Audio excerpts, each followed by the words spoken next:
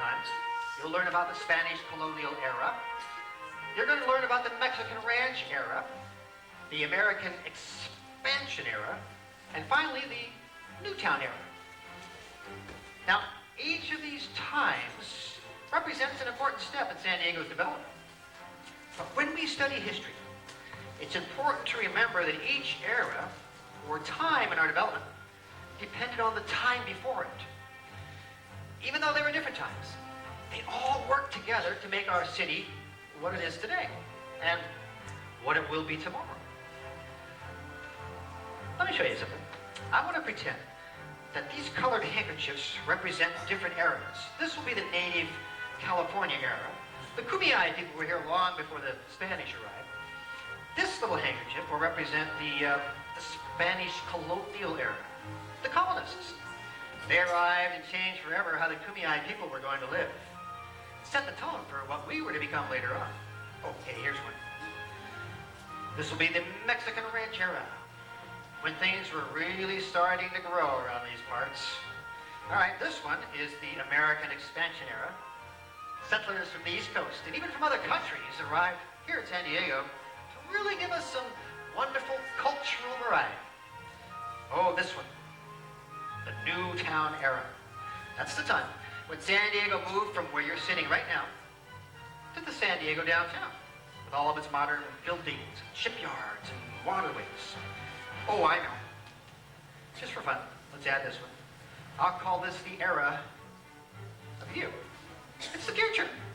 It's what each one of you guys will help San Diego to become one day, just by living here and by being a part of it all. Now, remember, all these parts of our history, symbolized by these little handkerchiefs here, work together to become the whole story. Everything has, over time, blended together to make us what we are today. See, we're made up of lots of different cultures and ideas and nationalities and beliefs and colors. Each one just as important and colorful as the next. Take a look. Each piece is a part of the bigger picture. Thank you. And don't forget, one of these little handkerchiefs represents you guys, the future. And with you guys working to discover our history and shape our future, I think we're in for some pretty sunny weather indeed. Yeah, as a matter of fact, the outlook looks bright. I don't think I'll be needing this much longer. Thank you. Thanks a lot. All right, my favorite part of the show is right now. Time to bring up a volunteer to help me in the program. I spoke to somebody a little bit earlier. There she is. Come on up, kiddo. How you doing? I want to get you a chair here so you're kind of comfortable on the stage. Right there. We talked earlier, but you know, I forgot to get your name, but I got an idea. Just whisper your name in my ear, if you would, please. Just what is it? Tweedle Sniffle Puffles and I are going to do a very cool magical... Hang on. You know, it's kind of hard to hear in this very large room. Just whisper one more time, please, your name. Oh, okay, thank you. Scruffy Puffles and I are going to do a very cool magical... Hang on. You know, it's just really hard to hear in here. We're just one more time. Did you say Atlee? Oh. Well, why didn't you say that in the first place? I got a question. How well do you know me? Not too well. It's a good answer, because we just met a few minutes ago. But you know, oftentimes when we meet somebody new, we kind of compare them to somebody we already know, right? That's to help us understand them better. See, for example, you're a girl, right? Of course. Now, I might think that you're very much like every other girl in this audience, but we know that you're different in many ways from everybody else here, just like I am, right? We call that diversity, by the way. It's a very cool word. It's something you'll be learning about this week. The differences between people are just as important as the similarities between people. Similarities unite us, but differences are what makes each of us unique and very special, I think, too. When we think we know somebody just because they remind us of somebody else we know, we're not really appreciating their identity or their culture. Two more cool things you'll learn about this week. We're turning them into somebody that we want them to be, just to make things easy. kind of like putting a person in a box. Speaking of boxes, thanks for volunteering to help me. Do me a favor, give my friend a hand for going all into this box. Come on over here, kiddo. Oh, this will be fun. All right, in you go. I want you to look very happy throughout this routine. That's good. All right, hands inside. Perfect. Now let me put this back here. Good. Going. Okay, down just a tiny bit. Excellent. How's she look? Very comfortable? I don't think so. Hey, in the early days of our city, there were many people gathered in San Diego trying to create a good life, a safe life. Sometimes conflict arose, different conflicts. People could experience discrimination or prejudice even, just because they wanted to step outside this box that other people put them in. Now the good news is, when we accept someone for their differences as well as their similarities, and when we work together toward a common goal, like you guys will be doing this week, the conflicts between us, well, they disappear. Take a look.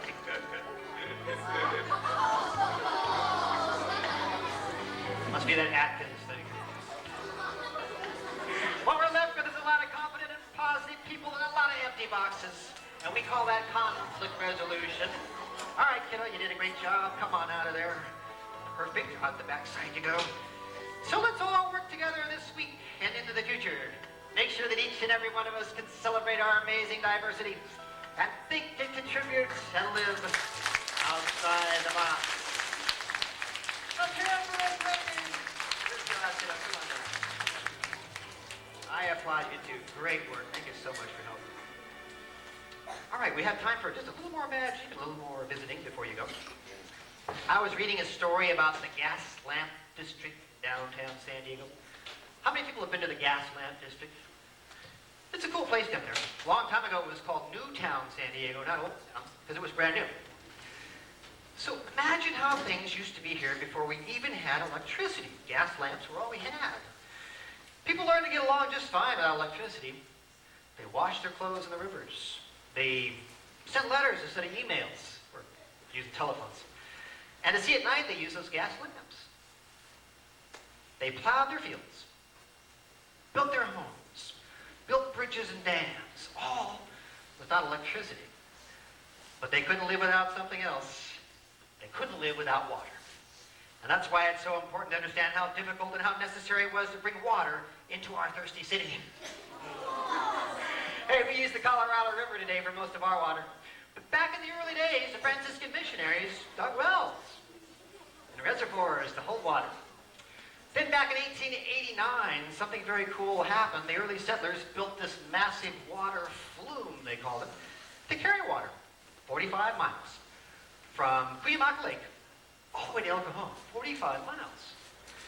That delivery system took 2 years, 800 horses, several hundred men and women, and 900 feet of redwood to build. The people who helped plan our city knew that the only way to expand was to bring in more people, all kinds of different people. And the only way to bring in more people was to bring in more of this wet stuff, H2O. You know, thousands of immigrants from many different countries helped to build San Diego, all working together. You can imagine them slogging through the mud. Remember, we didn't have asphalt roads back then. You can imagine them hammering the nails. Didn't have power tools. You can imagine them making the pipes out of clay. Nope, we didn't even have plastic back then. But we kept on building. And slowly, the city of San Diego began to grow.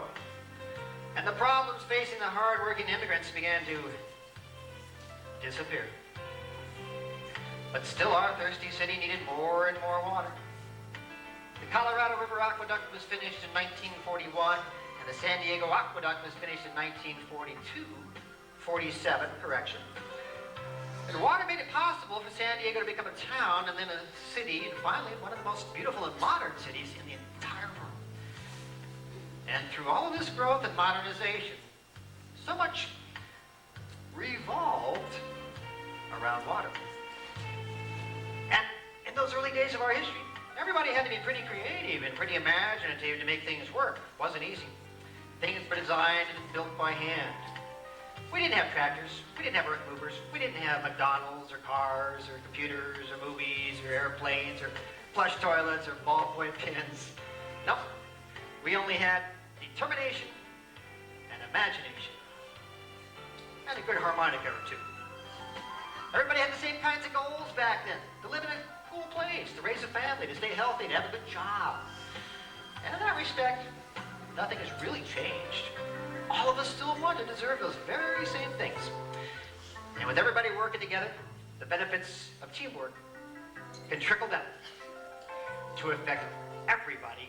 And each and every one of us will have the opportunity to enjoy a wonderful life right here in beautiful San Diego.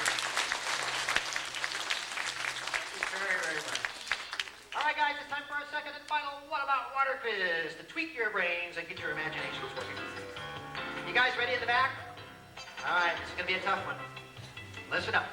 Long time ago, somebody sailed across the water, landed right out here by SeaWorld, I think, before it was here, and named the place San Diego. What year was that? Was it 1542? Was it 1602? Was it 1842? Or was it 2002? All right, hands down. 1542, put up your right hand. Okay, hands down. 1602, put up your left hand. 1842, 2 hands. 2002, 3 hands. Good, I'm glad nobody fell. Let's find out the answer. See who got this one right. Back in 1542, the famous explorer Juan Cabrillo landed in San Diego Bay, but he didn't name the place. Fooled you. It was 60 years after that when Spanish explorer Sebastián Vizcaíno sailed into San Diego Bay and named it San Diego. The year was, you ready? 1602! Who got it right? Who got it right? That's a tough question. Good job, guys. By the time this week is over, you're going to know the answer to every one of these questions. I only have 2, but there will be 3. Okay, guys.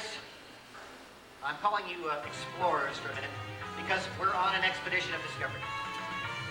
We could hang around here all day if we wanted to, learning about how San Diego came to be and how important water has been in the formation of our city. But it's finally time for you guys to get out there with your fantastic leaders and get your feet wet, so to speak. Do some exploration of your own. Remember, as you begin your expedition today, things won't always be obvious or even easy. The history books show us that there were lots of conflicts between people during the early days of our city. Differing opinions and ideas and prejudice and discrimination. That was all a part of growing up as a people and as a city. Now, speaking of growing up, this is your opportunity as you grow up to think about resolving some of the conflicts that face us every day. This is your big chance. So get out there, work together, have some fun while you do it. Hey, I got an idea. Let me draw you a picture of what I'm talking about. Explain this a little bit. Here's my artboard. I want to go on to the song. Listen up, guys. When I grow up, I will try to live my dream, to cooperate with others, and be working as a team. Because when our talents are combined, a world of opportunities you'll find. When I grow up, better grow up, gotta grow up sometime. When I grow up, there is one thing you can bet. I'll have made some lasting friends in all the people I have met. Because growing up means I will be in awe of everyone's diversity. When I grow up, better grow up, gotta grow up, you'll see. All right, buddy. I've given you the opportunity to express yourself. Go for it. When conflict starts, I'll expect a good result. Because a great big heart can make a kid a great adult. And as we learn to work as one, the world's a better place for everyone. It just takes you and teamwork to make growing up fun. All right, buddy, you gotta go. What do you mean? I just got here. Well, you're just leaving. Come on, I'm having some fun. I know you are, but guess what? The fun's over, buddy. Bye-bye, my friend. Hey, I heard of talking pictures before, but never art.